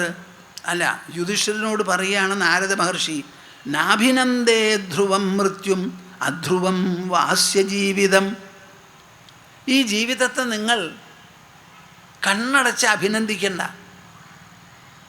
ഇതിലങ്ങനെ അഭിനന്ദനാർഹമായിട്ട് വിശേഷപ്പെട്ട ഒന്നും ഉണ്ടെന്ന് നിങ്ങൾ വിചാരിക്കരുത്. മരണത്തിനെയോ നമ്മൾ വെറുക്കും വേണ്ട, പേടിക്കും വേണ്ട, നീരസപ്പെടും വേണ്ട. മരണത്തോട് ഒന്നിനൊന്ന് പൂരകമാണ്. നമ്മുടെ പൂർവികർ മരിച്ചു പോയത് കൊണ്ടാണ് നമുക്ക് ജീവിക്കാനുള്ള ഇടം ഭൂമിയിലുണ്ടായിട്ടുള്ളത്. നമ്മളും വളർന്ന് മരിച്ചു പോയാലാണ് നമ്മൾക്ക് പെറ്റു വളർത്തി നമ്മൾ വളർത്തിക്കൊണ്ടുവരുന്ന കുട്ടികൾക്ക് ഇരിക്കാൻ സ്ഥലം ഉണ്ടാവുള്ളൂ. അതുകൊണ്ട് ജീവിക്കുന്നത് പോലെ അത്യാവശ്യവും ഒഴിച്ചുകൂടാത്തതുമാണ് മരണം എന്ന് പറഞ്ഞ് നിങ്ങളുടെ മനസ്സിൽ രണ്ടിനെയും തുറന്ന് സ്വീകരിക്കുമ്പോൾ മരണം ഓടി വരുമെന്ന് വിചാരിക്കരുത്. സ്വീകരിക്കാത്തത് കൊണ്ട് അകന്നു പോവില്ല. അത് അതിൻ്റെ പാട്ടിൽ നടന്നോളും. ഭൂമി തിരിയണത് എപ്പോഴെങ്കിലും നിർത്തുന്നുണ്ടോ? നിങ്ങളതിനെ സ്വാഗതം ചെയ്തിട്ടുണ്ടോ? തടസ്സം സൃഷ്ടിച്ചിട്ടുണ്ടോ? രണ്ടുമില്ലല്ലോ. ആരെങ്കിലും ഭൂമിയോട് കടപ്പാട്, അയ്യോ എൻ്റെ ഭൂമി ജനനി ഇങ്ങനെ തിരിയുന്നത് കൊണ്ടാണ് ഞങ്ങളുടെ കാര്യങ്ങൾ നടത്തുന്നത് എന്ന് പറഞ്ഞ് ബ്രഹ്മരക്ഷസിന് പായസം കഴിക്കുന്ന പോലെ ഒരു ദിവസം നിങ്ങൾ ഭൂമിക്ക് പായസം നിവേദിച്ചിട്ടുണ്ടോ? ഇല്ലല്ലോ. പക്ഷേ ഭൂമി തിരിയണില്ലേ? വൃക്ഷങ്ങൾ കായ്ക്കുന്നില്ലേ? ഋതുക്കൾ വന്നു പോകുന്നില്ലേ? ചന്ദ്രൻ വൃദ്ധിക്ഷയത്തോടു കൂടി പ്രകാശം തരണില്ലേ? അമാവാസ്യം ഉണ്ടാവുന്നില്ലേ? അതുമാതിരി നമ്മുടെ ജനന മരണങ്ങളും ഉണ്ടായിക്കൊണ്ടിരിക്കും. ഉള്ളിടത്തോളം കാലം വിശേഷ ബുദ്ധിയോടുകൂടി ജീവിച്ചാൽ മതി. സമജീവിത മൃത്യുസൻ. നാഭിനന്ദേ ധ്രുവം മൃത്യും അധ്രുവം വാപി ജീവിതം. ഇനി ജീവിതത്തെ ക്രമം വിട്ട് ഇഷ്ടപ്പെടണോ? വേണ്ട. ഇത് അധ്രുവമാണ്. നിങ്ങളിതൊന്ന് മനസ്സിലാക്കൂ. Our attitude towards life and death will have to be very refined and enlightened. Understand what is meant by the enlightened view or perception about the complex life. Equally so, you should think about what is the enlightened evaluation about the so-called death, which everyone will have only once in his lifetime. Our life may continue for several days, but death will be only for a fraction of a second. So the enlightened perception will be Nabhinande dhruvam mrityum. Death is definite and it will be only once. It cannot be predated nor can it be postponed. So let it be in its own time.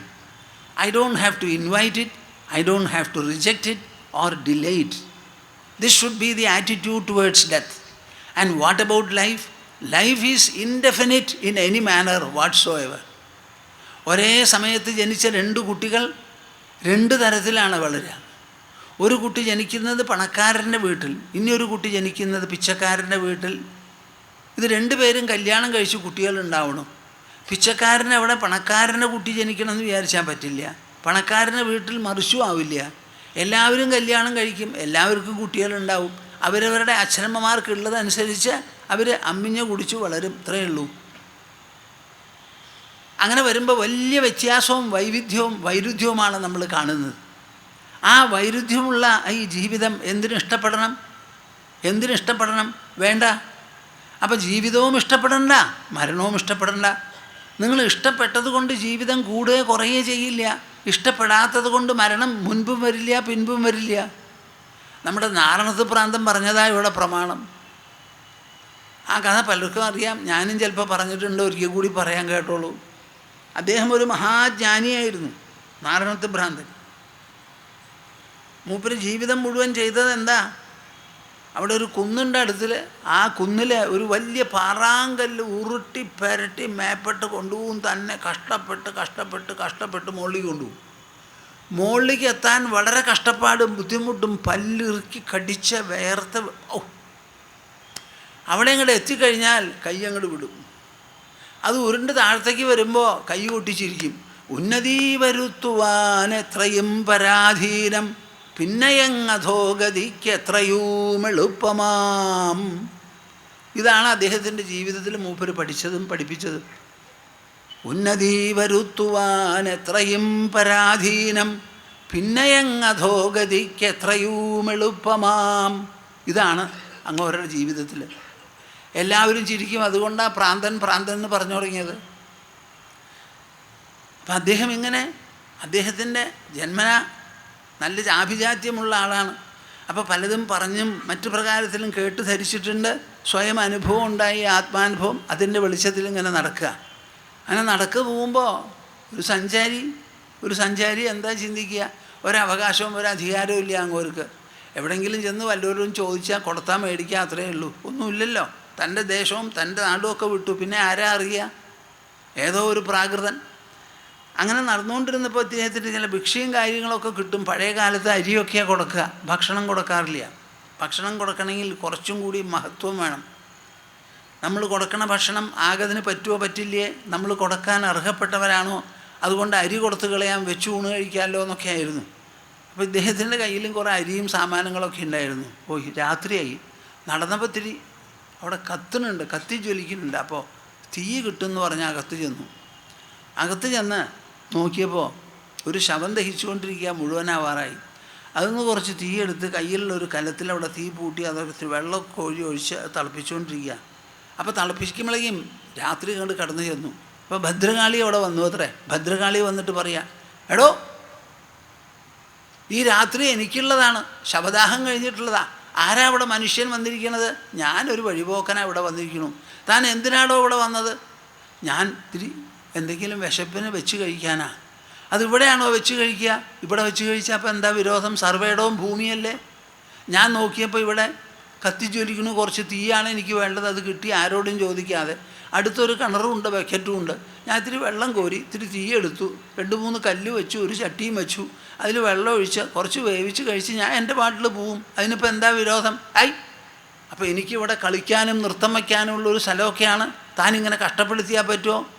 കളിച്ചോളൂ, ഞാൻ ആരാ വേണ്ടാന്ന് പറഞ്ഞേ. എനിക്ക് കുറച്ച് സമയം വേണം, അത് കഴിച്ചിട്ട് ഞാൻ എൻ്റെ പാട്ടിൽ പൊക്കോളാം. ഒരിത്തിരി നേരം അവിടെ താമസിച്ചൂടെ എന്നായി. അപ്പോൾ ഭദ്രകാളി വിചാരിച്ചത് വലിയ പേടിക്കുന്ന. ഇത് ഈ പ്രാന്തനെ പേടിയൊന്നുമില്ല, വളരെ കാമൻ കൂളായിട്ടാണ് സംസാരിക്കുന്നത്. അപ്പോൾ ഭദ്രകാളി ഭാവം മാറ്റി. എടോ താൻ വല്ലാതെ പരിഭ്രമിക്കും, ഞാൻ വിശ്വരൂപം കാണിക്കും എന്നൊക്കെ പറഞ്ഞപ്പോൾ വിശ്വരൂപം പറയണ കേട്ടിട്ടുണ്ട് ഞാൻ. ഭദ്രകാളി ഇടയ്ക്കിടയ്ക്ക് വിശ്വരൂപം കാണിക്കുമെന്ന് പറയണതൊക്കെ കേട്ടിട്ടുണ്ട്. ഞാൻ കണ്ടിട്ടില്ല. എന്നാൽ അപ്പോൾ ഒന്ന് കണ്ടുകളയാം, എന്നാൽ വിശ്വരൂപം ഒന്ന് കാട്ടിക്കളയോ, ഒന്ന് കാണാമല്ലോ എന്ന് പറഞ്ഞു. ഭദ്രകാളി വിശ്വരൂപം കാണിച്ചപ്പോൾ നന്നായിട്ടുണ്ടല്ലോ, നന്നായി, ഇവിടെ വന്നത് നന്നായി, വിശ്വരൂപം കണ്ടത് നന്നായി. അപ്പോൾ ഞാൻ എന്തെങ്കിലും വയ്ക്കാൻ പോകുന്നുണ്ട്, കഴിക്കുമ്പോൾ കൂട്ടത്തിൽ അങ്ങേക്ക് ആദ്യം കുറച്ച് തന്നിട്ട് കഴിക്കാം. അതാണ് ഇപ്പോൾ വിശ്വരൂപത്തിന് എനിക്ക് ചെയ്യാനുള്ളത്. ഭദ്രകാളി ആകെ വഷളായി. താൻ പേടിപ്പിക്കാൻ പുറപ്പെട്ടിട്ട് ഈ പ്രാന്തൻ പേടിക്കുന്നില്ല. അപ്പോൾ പിന്നെ എന്തായി നല്ലവരുടെ ഒരു ലക്ഷണം? എൻ്റെ ഭയാനക വേഷം കണ്ട് പേടിക്കാത്ത ഒരാളുണ്ടെങ്കിൽ അയാൾ അസാമാന്യനാണ്. അപ്പോൾ ആ അസാമാന്യന് എന്തെങ്കിലും ഒരു സമ്മാനം കൊടുക്കണമെന്നായി. എന്നെ കണ്ട് പേടിച്ചില്ലല്ലോ. പേടിച്ചില്ല, എന്താ പേടിക്കാനുള്ള ഈ ലോകത്തിൽ? നിങ്ങൾക്ക് നിങ്ങളുടെ സ്വരൂപം, എനിക്ക് എൻ്റെ സ്വരൂപം. എൻ്റെ വിശപ്പ് നിങ്ങളുടെ വിശപ്പ്, ഇതിലെന്താ പേടിക്കാനുള്ളത്? നമ്മൾ പേടിക്കാനല്ലല്ലോ ജീവിക്കണത്, ഭയമില്ലാതെ ജീവിക്കാനല്ലേ എന്നൊക്കെയായി വലിയ വർത്തമാനമാണ് പറയണത്. അപ്പം എന്തായാലും എനിക്ക് എന്തെങ്കിലും ഒരു അനുഗ്രഹം തരണം. എന്ത് അനുഗ്രഹം തരിക? എനിക്ക് ഒന്നും വേണ്ട, ഒന്നും വേണ്ട. അങ്ങനെ പറഞ്ഞാൽ പറ്റില്ല, എന്തെങ്കിലും ഒന്ന് വേണം. അപ്പം നാരണത്ത് പ്രാന്തൻ അസാധാരണ ഒരു പ്രഭാവമുള്ള ആളാണല്ലോ. എന്നാൽ ഒരു കാര്യം ചെയ്ത് കളയൂ, എനിക്ക് എത്ര ദിവസമാണോ ആയുസ്, ആ ആയുസ്സിൽ ഒരു ദിവസം ഒന്ന് കൂട്ടിത്തരൂന്നായി. അയ്യോ, അത് മാത്രം എനിക്ക് പറ്റില്ല. ഒരു മനുഷ്യൻ്റെ ആയുസ് കർമായുസ. പഴയ കർമ്മങ്ങളെയൊക്കെ ആശ്രയിച്ച് എത്ര കാലം ജീവിക്കുന്നുള്ളത് ഒരു നിർണയമുണ്ട്. അതാർക്കും അറിയൂല. അതിസൂക്ഷ്മമായ ഒരു കാലഗതിയാണത്. അതുകൊണ്ട് നീട്ടിത്തരാൻ പറ്റില്ല. എന്നാൽ ഒരു കാര്യം ചെയ്യൂ, ഒരു ദിവസം കുറച്ച് കളയൂ എന്ന് പറഞ്ഞു. അതും പറ്റില്ല. നീട്ടിത്തരാനും പറ്റില്ല, കുറച്ച് തരാനും പറ്റില്ല. എന്നാൽ പിന്നെ ഇപ്പം എന്താ ചെയ്യുക? എൻ്റെ കാലിൽ മന്തുണ്ട്, ആ മന്തൊന്ന് മാറ്റി തരുമോ? അയ്യോ, അതും പറ്റില്ല. അത് കർമ്മബന്ധം കൊണ്ട് വന്നിട്ടുള്ളതാണ്. ആ മന്ത് മാറ്റുക എന്ന് പറഞ്ഞാൽ ആർക്കും പറ്റില്ല. യമധർമ്മരാജാവിനും പറ്റില്ല, ഒരാൾക്കും പറ്റില്ല. എന്നാൽ പിന്നെ നിങ്ങൾക്ക് എന്താ പറ്റുക? വലത്തെ കാലിലത്തെ മന്ത ഇടത്തെ കാലിലാക്കി തന്നിട്ട് സ്ഥലം വിട്ടോളൂ എന്ന് പറഞ്ഞു. അപ്പോൾ ഏത് കാലിലായാലും അനുഭവിക്കാമല്ലോ. അപ്പോൾ വലത്തെ കാല് മന്ത ഇടത്തെ കാലിലാക്കിയിട്ട് ഭദ്രകാളി സ്ഥലം വിട്ടു അത്രേ. ആദ്യമായിട്ടുണ്ടായ ഒരു കൂടിക്കാഴ്ച അത്. ഇതാണ് നമുക്ക് ജീവിതത്തെയും മരണത്തെയും പറ്റി പറയാനുള്ളത്. നാഭിനന്ദേ ധ്രുവം മൃത്യും അധ്രുവം വാസ്യ ജീവിതം കാലം പരം പ്രതീക്ഷയത. കാലം പരം പ്രതീക്ഷയത. എല്ലാറ്റിനും ഉപരിയായി പ്രവർത്തിക്കുന്ന ഒരു കാലഗതിയുണ്ട്. ആ കാലഗതിയെ പ്രതീക്ഷിച്ചോളൂ, പ്രതീക്ഷിച്ചോളൂ. ഭൂതാനാം പ്രഭവാപ്യയം. ലോകത്തിലുള്ള ഭൂതങ്ങളെ രചിക്കുന്നതും നിലനിർത്തുന്നതും കാലമാണ്. കാലം ചെല്ലുമ്പോൾ ഇല്ലാതെയാക്കി തീർക്കുന്നതും അതേ കാലമാണ്. അപ്പോൾ ഭൂതങ്ങളുടെ ഉദ്ഭവത്തിനും അപ്യയം ലയത്തിനും രണ്ടിനും കാരണഭൂതമായിരിക്കുന്ന കാലത്തെ പ്രതീക്ഷിച്ചങ്ങോട്ട് കഴിഞ്ഞോളൂ. ഇന്ന് എത്രയാ തീയതി? നാളെയോ വേറെ ഒന്ന്.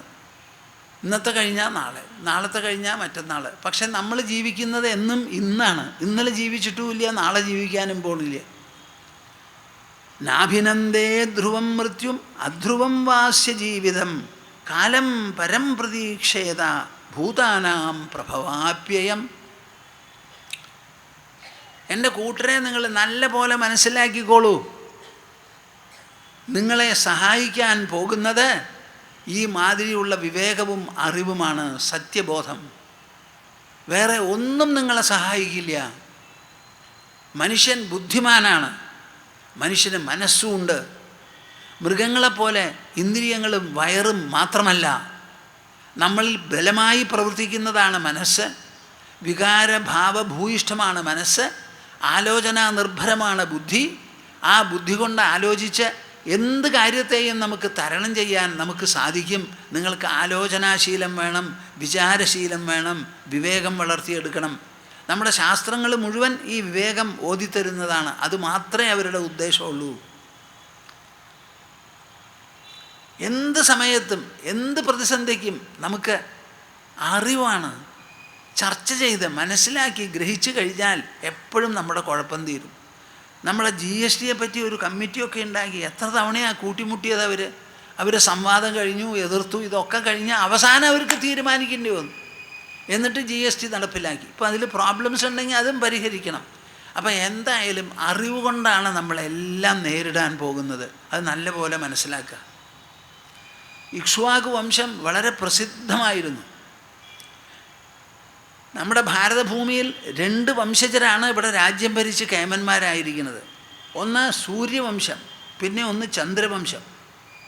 സൂര്യവംശത്തിൽപ്പെട്ടവരാണ് ഇക്ഷ്വാകുവിൽ നിന്ന് തുടങ്ങി ശ്രീരാമപര്യന്തവും അതിനു ശേഷവും.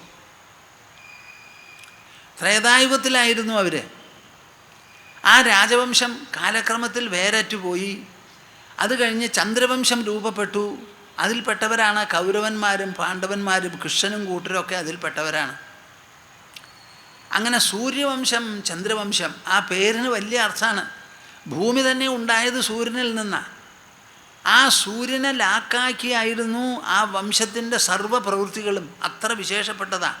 ഈ ഭൂമിയെ അലങ്കരിക്കാൻ, പ്രകാശിപ്പിക്കാൻ, അതിൽ നന്മയും സൗഭാഗ്യവും ചൊരിയാൻ വേണ്ടി വളരെ ത്യാഗമൂർത്തികളായി നിയന്ത്രിത ചിത്തന്മാരായി കഴിഞ്ഞുകൂടിയവരാണ് ഈ ഇക്ഷ്വാകു പ്രഭൃതികളെല്ലാം തന്നെ. അതിൽ അജൻ വളരെ പ്രസിദ്ധനാണ്. അജൻ്റെ ധർമ്മപത്നി ഇന്ദുമതിയായിരുന്നു. അജനും ഇന്ദുമതിയും കൂടി ഉദ്യാനത്തിൽ ഉലാത്തിക്കൊണ്ടിരിക്കുക. ആ സമയത്ത് പെട്ടെന്ന് ഇന്ദുമതി പെരണ്ട് വീണ് ബോധരഹിതയായി മരിച്ചു. നിങ്ങൾ ആലോചിച്ച് നോക്കൂ, പ്രായമായിട്ടില്ല, ചെറുപ്പം. രാജാവും രാജ്യം കൂടി സല്ലപിച്ചുകൊണ്ട് ഉദ്യാനത്തിൽ നടന്നുകൊണ്ടിരിക്കെ ഒരു മുന്നറിയിപ്പുമില്ലാതെ പെട്ടെന്ന് അതിലൊരാൾക്ക് പ്രാണഹാനി സംഭവിച്ചു. ആ അജനെ സഹിക്കാൻ പറ്റിയില്ല. അത് ഒരു വാക്ക് പോലും മിണ്ടാൻ പറ്റാതെ പെട്ടെന്ന് പ്രാണൻ പോവുക ചെയ്തത്. ആ ശരീരം അവിടെ കിടന്നു. അജനും കൂടെ ഇരുന്നു. മഹാരാജാവാണ്, മഹാരാജാവിൻ്റെ പത്നിയാണ്. ആ രാജാവിൻ്റെ അടുക്കലേക്ക് ആരാ പോവുക? മന്ത്രിമാർക്ക് പോലും പോകാൻ പറ്റില്ല. രാജ്ഞിയാണ് മറ്റൊന്ന്. രാജാവിൻ്റെ അടുത്ത് രാജ്ഞിക്ക് പോകാം. ഇത് രാജ്ഞി പോയിട്ടുണ്ട്, രാജാവ് ദുഃഖിതനുമാണ്. ഈ വർത്തമാനം വസിഷ്ഠദേവൻ മനസ്സിലാക്കി. വസിഷ്ഠദേവൻ എന്തു ചെയ്തു? ഇങ്ങനെ ഒരു പ്രതിസന്ധിയിൽ പെട്ടിരിക്കുകയാണല്ലോ നമ്മുടെ മഹാരാജാവ്. നിങ്ങൾക്ക് ആ പിക്ചറൊന്ന് മനസ്സിൽ ഭാവന ചെയ്യുവപ്പാ. അവിടെ കിടക്കുക രാജ്ഞി, രാജൻ അതിൻ്റെ കൂടെയാണ്. ആ ശരീരം വിട്ടുകൊടുക്കണ്ടേ? സംസ്കാരം ദഹിപ്പിക്കണമല്ലോ. ഇന്നത്തെ കാലത്തെ പോലെ വെച്ചുകൊണ്ടിരിക്കാൻ പറ്റില്ല. മണിക്കൂറുകൾക്കുള്ളിൽ അവിടെ ശവദാഹം നടക്കണം. എന്നാലേ ബാക്കിയുള്ള കാര്യങ്ങളൊക്കെ ചെയ്യാൻ പറ്റുള്ളൂ. ക്ഷേത്രവും പൂജയൊക്കെ ഉണ്ടാവും, അതൊന്നും നടത്താൻ പറ്റില്ല. ഇതിങ്ങനെ കേട്ടപ്പോൾ വസിഷ്ഠൻ എന്ത് ചെയ്തു? ഓടിച്ചെന്ന് അങ്ങോട്ട് ചെന്നൊന്നുമില്ല, ഒരു സന്ദേശം കുറിച്ച് കൊടുത്തയച്ചു. ആ സന്ദേശം എന്താണെന്നറിയാമോ? മരണം പ്രകൃതിശരീരിണാം വികൃതിർ ജീവിതമുച്യതേ ബുധൈഃ ക്ഷണമപ്യവതിഷ്ഠതേ ശ്വസൻ യദി ജന്തുർ നഹി ലാഭവാനസൗ. ഇതൊക്കെ ഒന്ന് കേൾക്കിനപ്പ, കുട്ടികളെയൊക്കെ ഒന്ന് പറഞ്ഞു കൊടുക്കൂ. ജീവിതത്തിൽ 2-3 സുഭാഷിതങ്ങൾ നിങ്ങളുടെ മനസ്സിനെയും ബുദ്ധിയെയും രൂപപ്പെടുത്തട്ടെ, കരുപ്പിടിപ്പിക്കട്ടെ. അതിൽ ഒറ്റ സുഭാഷിതം മതി ഒരു മനുഷ്യൻ്റെ ജീവിതം മാറാൻ. മരണം പ്രകൃതിശരീരിണാം വികൃതിർ ജീവിതമുച്യതേ ബുധൈഃ ക്ഷണമപ്യവതിഷ്ഠതേ ശ്വസൻ യദി ജന്തുർ നഹി ലാഭവാനസൗ. കാളിദാസൻ്റെയാണ് ശ്ലോകം കേട്ടോ. ഓ, ആ മഹാകവി എഴുതി വച്ചിരിക്കുന്നത് നോക്കൂ. മരണം പ്രകൃതിശരീരിണാം. അജൻ്റെ കൈ കിട്ടി മഹാരാജാവിൻ്റെ. വസിഷ്ഠ മഹർഷി കൊടുത്തയച്ചിട്ടുള്ള സന്ദേശമാണ്. കണ്ണു തുറന്നു വായിച്ചു നോക്കി. എന്താ എഴുതിയിരിക്കണേ? മരണം പ്രകൃതിശരീരിണാം. ശരീരത്തോടു കൂടി ജീവിക്കുന്ന എല്ലാവർക്കും ഈ ഭൂമണ്ഡലത്തിൽ മരണം സഹജമാണ്, പ്രകൃതിജമാണ്. അതിലൊരു വ്യത്യാസവും ഇല്ല. മരണം എന്ന് പറഞ്ഞാൽ ചലിക്കുന്ന സഞ്ചരിക്കുന്ന പ്രാണൻ നിൽക്കുക. അത് നിന്ന് കഴിഞ്ഞാൽ ഒരു വ്യത്യാസവും ഇല്ല ആ ശരീരങ്ങൾ തമ്മിൽ. പ്രാണഹാനിയാണ് മരണം. അത് എവിടെ വേണമെങ്കിൽ സംഭവിക്കാം. ഒരു ചെറ്റക്കുടലിലും പ്രാണൻ പോയ ശരീരമുണ്ടാവാം. അതേമാതിരി രാജധാനിയിൽ പൂമെത്തയിൽ കിടക്കുന്ന രാജാവിനും ഇതേമാതിരി പ്രാണഹാനി വരും. 2 പേർക്കും സഹജമായിട്ടുള്ളതാണ് പ്രാണഹാനി. ആ പ്രാണഹാനി വന്നതിന് ശേഷം ആ രാജശരീരവും ചെറ്റക്കുടലിലുള്ള ദരിദ്ര ശരീരവും തമ്മിൽ ഒരു വ്യത്യാസമില്ല. 2 ശരീരത്തെയും ദഹിപ്പിക്കാനാണ് വേണ്ടപ്പെട്ടവർ പുറപ്പെടുക. ഒരു മിനിറ്റ് നേരം വെച്ചുകൊണ്ടിരിക്കില്ല. കരയുന്നവർ കരയും, അവരെ തടുത്ത് നിർത്തി പക്കപാർശ്വങ്ങളിലുള്ളവരെല്ലാവരും വന്ന് ആ ശവശരീരത്തിനുള്ള മര്യാദകളൊക്കെ ചെയ്ത് ചുമന്നു കൊണ്ടുപോയി എത്രയും വേഗം സംസ്കരിക്കുക എന്നുള്ളതാണ് നമ്മുടെ പ്രമാണം, നമ്മുടെ സംസ്കാരം. അതാണ് എല്ലാവരും ചെയ്യുക. ആ ശവത്തെ നമ്മൾ നോക്കാതെ ശ്രദ്ധിക്കാതെ കിടന്നാലോ അതിൽ മണിക്കൂറുകൾ കൊണ്ട് ഉറുമ്പരിക്കും. അത് രാജശരീരത്തിലും അരിക്കും, പിച്ചക്കാരൻ്റെ ശരീരത്തിലും അരിക്കും. അത് നമ്മൾ ശ്രദ്ധിക്കാതെ ഇരുന്ന കാക്കയും കഴുകനും വന്ന് കൊത്തിവലിക്കും ആ ശരീരം. ഒരു വ്യത്യാസവുമില്ല.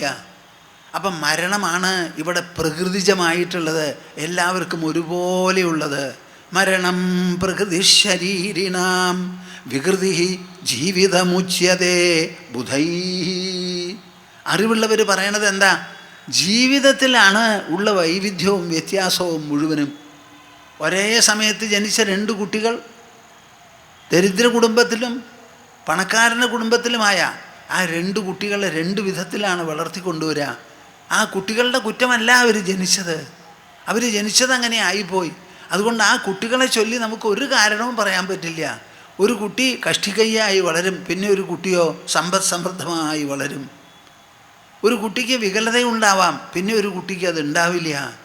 ചിലർക്ക് കാഴ്ചയുണ്ടാവില്ല, ചിലർക്ക് ശ്രവണമുണ്ടാവില്ല, ചിലർക്ക് വേറെ ചില കോട്ടവാട്ടങ്ങളുണ്ടാവും. പലതരത്തിലാണ്, ഒന്നും കാരണം പറയാൻ പറ്റില്ല. അപ്പം ജീവിതമാണ് ഇവിടെ. വികൃതിർ ജീവിതമുച്യതേ ബുധൈ.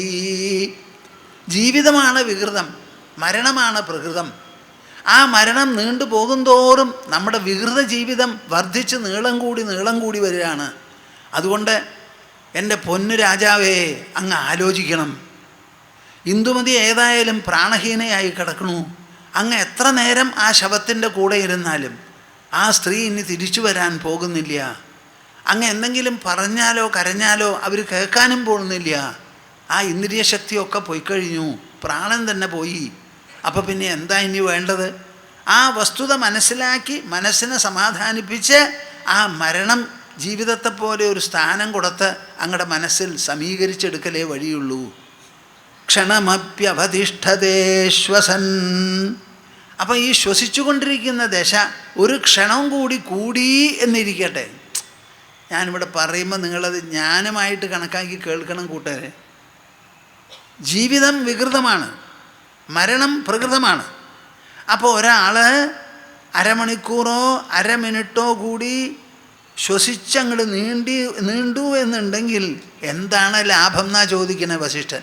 യതി ജന്തുർ യതി ലാഭവ യതി ജന്തുർ നഹി ലാഭവാനസൗ. ഒരു ലാഭവും നമുക്കുണ്ടാവാൻ പോണില്ല. ഒരു ദിവസം കൂടി ജീവിച്ച് പോകാമായിരുന്നു എന്ന് പറഞ്ഞാൽ വികൃതം വർദ്ധിപ്പിക്കുക എന്നേ ഉള്ളൂ, പ്രകൃതി താമസിക്കുക എന്നുള്ളതാ. അതുകൊണ്ട് അങ്ങ് ഇതിൽ ദുഃഖിക്കരുത്. ക്രമം വിട്ട് കാര്യങ്ങളും സത്യങ്ങളും മനസ്സിലാക്കണം. പലപ്പോഴും നമ്മൾ ജീവിത സത്യങ്ങളെയാണ് കുറിച്ച് ചിന്തിക്കുക, മരണത്തെക്കുറിച്ചും ഒരു വസ്തുത, ഒരു നിരൂപണം ആവശ്യമാണ് എന്ന് പറഞ്ഞ് ഈ ശ്ലോകം കൊടുത്തയച്ചപ്പോൾ അജന് സമാധാനമായി. വേറെ ഒന്നും നമ്മളെ സമാധാനിപ്പിക്കില്ല. അപ്പം ആപത്തും സമ്പത്തും വരുമ്പോൾ ആ സമ്പത്തും ആപത്തും അനുഭവിക്കാനും നേരിടാനും അതിനുള്ള പരിഹാരങ്ങളോ പ്രതിവിധികളോ ചെയ്യാനുമായി നമ്മൾക്ക് സജ്ജീകരിച്ചെടുക്കേണ്ടത് നമ്മുടെ മനസ്സിനെയും ബുദ്ധിയെയുമാണ്. അവിടെ പ്രവേശിക്കുന്നത് പാലല്ല, തേനല്ല. മനസ്സിലും ബുദ്ധിയിലും പ്രവേശിക്കുന്നത് അറിവാണ്, ജ്ഞാനമാണ്. ബുദ്ധിയെ തട്ടി ഉണർത്തി മനസ്സിൻ്റെ തളർച്ച മാറ്റണം. അതാണല്ലോ കൃഷ്ണൻ അർജുനന് ചെയ്തു കൊടുത്തത്. വസിഷ്ഠ മഹർഷി ചെയ്തതോ അതാണ്. അഷ്ടാവകർണോ ജനക മഹാരാജാവിനും ചെയ്തു കൊടുക്കുന്നത് അതാണ്. മരണം പ്രകൃതി ശരീരിണാം വികൃതിർ ജീവിതമുച്യതേ ബുധൈ ക്ഷണമപ്യവതിഷ്ഠതേ ശ്വസൻ യതി ജന്തുർ നഹി ലാഭവാനസൗ. എത്ര ഭംഗിയായിട്ടുള്ള ഈ ഉപദേശം. ഇതാരാ കൊടുക്കുക? ആരെങ്കിലും കൊടുക്കുമോ? ജ്ഞാനത്തിന് തലയിൽ കയറ്റി ഒരു ഭാരവുമില്ലാതെ ലൈറ്റ് ഹാർട്ടഡായി ജീവിക്കുന്ന വിദ്വാൻമാർ, തത്വജ്ഞാനികളുണ്ട്. അവർക്ക് മാത്രമേ ഇങ്ങനെ സംസാരിക്കാനും പറയാനും സമാധാനമുണ്ടാക്കി കൊടുക്കാനും പറ്റുള്ളൂ. നമ്മുടെ ആശ്രമത്തിൽ പലരും കാണാൻ വരുമല്ലോ. ചിലരൊക്കെ വലിയ ദുഃഖത്തോടു കൂടി വരും. ചില ദുഃഖങ്ങൾക്കൊന്നും പരിഹാരമില്ല. അങ്ങനെയൊക്കെ ആയാലും ഞാൻ അവരോട് സംസാരിച്ചിട്ട് പറയും, നിങ്ങളൊരു കാര്യം വേണം, ഇവിടുന്ന് പോകുന്നതിന് മുൻപ് ചിരിച്ചുകൊണ്ട് വേണം പോവാൻ. ചിരിക്കാനായിട്ട് പല്ലും ചുണ്ടും മാത്രമേ വേണ്ടൂ. നിങ്ങൾ അനുഭവിക്കുന്ന ഈ ദുഃഖത്തിന് ഒരു പക്ഷേ ഒരു പരിഹാരമുണ്ടാവില്ല. ആരെങ്കിലും മരിച്ചു പോയതാവും, തീരാവ്യാധി വന്നതാവും. ഇന്നും കൂടി ഞാനൊരമ്മയോട്, മലേഷ്യക്കാരിയോട് സംസാരിച്ചു. അവരുടെ മകനെ ഹാർട്ട് ആൻഡ് ലങ് മെഷീനിലിട്ടിരിക്കുകയാണ്. വല്ലാത്തൊരു കുടിയന, ലഹരി പദാർത്ഥം ഉപയോഗിക്കുന്ന ആളാണ്. മെടുമെടുക്കൻ, സമർത്ഥൻ, അവിടുത്തെ ഹൈക്കോർട്ടിൽ അസലായി പ്രകാശിക്കുന്ന ഒരാളാണ്. പക്ഷേ എന്താ ചെയ്യുക, പലതവണയും അദ്ദേഹത്തിന് റീഹാബിലിറ്റേഷൻ സെൻറ്ററിൽ കൊണ്ടുപോയി എല്ലാം വേണ്ടതുപോലെ നേരെയാക്കി ഒക്കെ കഴിച്ചു. എന്നാലുമില്ല, പിന്നെയും പാവം പോയി കളയും. അവർക്കപ്പോൾ ജീവിതം നീട്ടിക്കൊണ്ടുപോകേണ്ട. കിഡ്നി ഫെയിലായി കഴിഞ്ഞു, ലിവർ ഫെയിൽ ചെയ്ത് കഴിഞ്ഞു.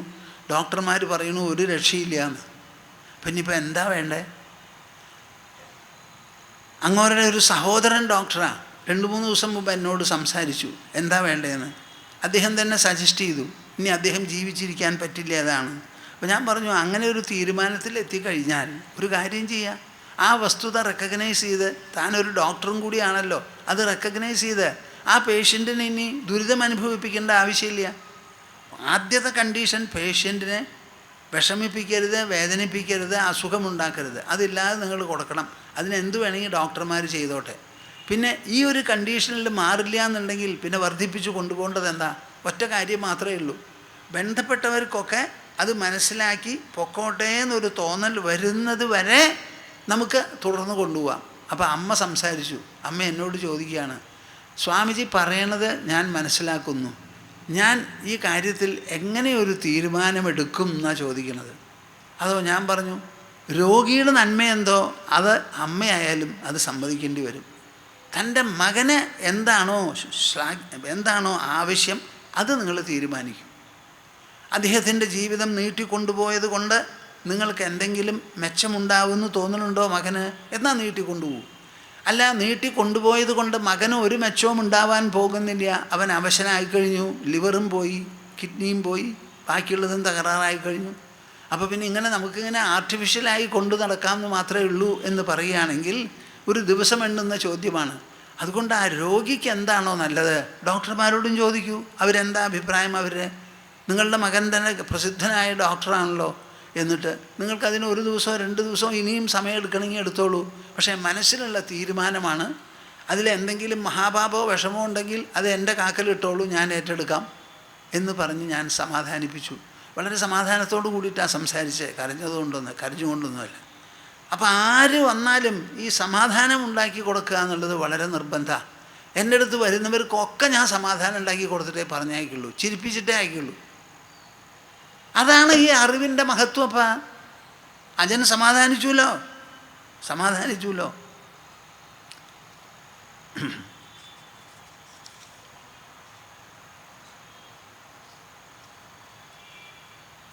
സമതയാ മതയാ ഗുണശാലിനാം പ്രകൃതരാടിഹയഃ സമലംകൃതഃ തമമലം പ്രണമന്തി നരോത്തമാ അഭിമഹാമുനയോ രഘുനന്ദന. ശ്രീരാമൻ 16 വയസ്സുള്ള ശ്രീരാമനോട് വസിഷ്ഠൻ പറയുകയാണ്, ഈ മനസ്സിനും ബുദ്ധിക്കുമുള്ള അലങ്കാരം എന്താണ്, ധന്യത എന്താണ്, അതിനെ ശക്തിപ്പെടുത്തുന്നത് എന്താണെന്ന് ചോദിച്ചാൽ ഒരു സംശയവും വേണ്ട. സമതയാ മതയാ ഗുണശാലിനാം പുരുഷരാടിഹ യസ് സമലംകൃതഃ തമമലം പ്രണമന്തി നരോത്തമാ അഭിമഹാമുനയോ രഘുനന്ദന. എത്ര ഭംഗിയായിട്ടുള്ള ശ്ലോക. വസിഷ്ഠൻ പറയാണ്, ആരുടെ ബുദ്ധിയാണോ സമത്വം അലങ്കരിക്കുന്നത്, സമതയാ മതയാ ഗുണശാലിനാം പുരുഷരാടിഹയ സമലംകൃത. ഇവിടെ ഗുണങ്ങളും മൂല്യങ്ങളും നല്ല നല്ല അച്ചടക്കങ്ങളും അനുഷ്ഠാനങ്ങളുമുള്ള ധാരാളം പേരുണ്ടാവും. അവരുടെ ഇടയിൽ ആരെയാണോ സമത അലങ്കരിക്കുന്ന ബുദ്ധി ആർക്കാണോ ഉള്ളത് അവരാണ് വിശേഷപ്പെട്ടവരെന്ന്. എന്തിനോടാ സമത്വം? ഞാനിത് പറഞ്ഞു കഴിഞ്ഞു. 3 കാര്യമാണ് ഇവിടെ പറഞ്ഞിരിക്കുന്നത്. എന്തൊക്കെയാ? സമദുഃഖസുഖപൂർണ ആശാനൈരാശ്യയോ സമഃ സമജീവിത മൃത്യുസന്ന്. ജീവിതത്തിലും മരണത്തിലും തുല്യമായ ഒരു മനോഭാവം നമ്മൾ വളർത്തിയെടുത്താൽ സമബുദ്ധി അലങ്കാരമായി. അപ്പം ഏത് പുരുഷ ചക്രവർത്തിയാണോ ഈ സമത്വമുള്ള ബുദ്ധി അലങ്കരിക്കുന്നത്, തം അമലം, ആ മനുഷ്യൻ അമലനായി, നിർമ്മലനായി, ശുദ്ധനായി, പവിത്രനായി. ആ ആൾക്ക് പിന്നെ ഈ ലോകത്തിൽ ഒന്നും കിട്ടാനോ കൊടുക്കാനോ ഇല്ല. നമ്മുടെ ജീവിതത്തിൽ നമുക്ക് നേടിയെടുക്കാനുള്ളത് ഉൾപവിത്രതയാണ്, ഉൾശുദ്ധതയാണ്, ഉൾനൈർമല്യമാണ്. ഈ നൈർമല്യം മനസ്സിനും ബുദ്ധിക്കും വരുന്ന നേട്ടമാണ്, അലങ്കാരമാണ്, ധന്യതയാണ്, ഗുണമാണ്. സമതയാ മതയാ ഗുണശാലിനാം പുരുഷരാടിഹയഃ സമലംകൃതഃ തമമലം പ്രണമന്തി നരോത്തമാ. അങ്ങനെ സമത്വബുദ്ധിയുള്ള ഒരാൾ ആ ആളെ കണ്ടാൽ കേട്ടാൽ എല്ലാവരും ഓടി വരും. ആരൊക്കെ വരും? പ്രണമന്തി നരോത്തമ. ഉത്തമ ജനങ്ങളെല്ലാം ഈ സമത്വ ബുദ്ധിയുള്ള ഒരാളെ ഉണ്ട് എന്ന് കേട്ട് കഴിഞ്ഞാൽ വന്ന് കാക്കൽ വന്ന് കുമ്പിടുമത്രേ. അഭിമഹാമുനയോ രഘുനന്ദന. മഹാമുനിമാർ പോലും തേടുന്നത് ഈ സമത്വബുദ്ധി എന്ന് പറയുന്നതാണ്. ഇതാണ് ഒരു മനുഷ്യന് ഏറ്റവും വിശേഷം. ആ സമത്വത്തിൽപ്പെട്ടതാണ് സമജീവിത മൃത്യുസൻ എന്ന് പറയുന്നത്. സമതയാ മതയാ ഗുണശാലിനാം പുരുഷരാടിഹയഃ സമലംകൃത തമമലം പ്രണമന്തി നരോത്തമ അഭിമഹാമുനയോ രഘുനന്ദന. നിങ്ങളിതൊക്കെ ഒന്ന് നല്ലോണം ആലോചിച്ച് നോക്കൂ. ഒരു മനുഷ്യന് അവസാനം കിട്ടാനുള്ളത് ജ്ഞാനധന്യതയാണ്. ആ ജ്ഞാനധന്യത കൊണ്ട് മനസ്സിന് അളവില്ലാത്ത ശാന്തിയും തൃപ്തിയും ഉണ്ടാവും. നമ്മുടെ ബുദ്ധിക്കോ ആശയ തെളിച്ചവും ഉണ്ടാവും. അതിൻ്റെ മുൻപിൽ ഈ പ്രപഞ്ചത്തിൻ്റെ പ്രശ്നങ്ങളെല്ലാം സൂര്യരശ്മി തട്ടിയാൽ മഞ്ഞ് ഉരുകിപ്പോകുന്ന പോലെ ഉരുകിപ്പോകാൻ ഉള്ളതേ ഉള്ളൂ.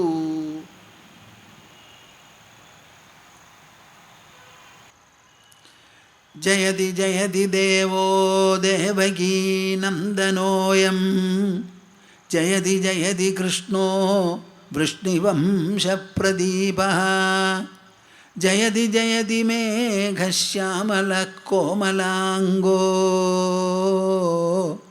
ജയതി ജയതി പൃഥ്വീ ഭാരനാശോ മുകുന്ദഃ.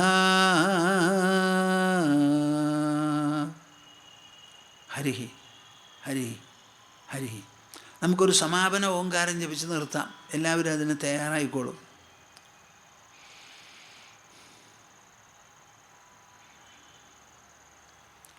ഓ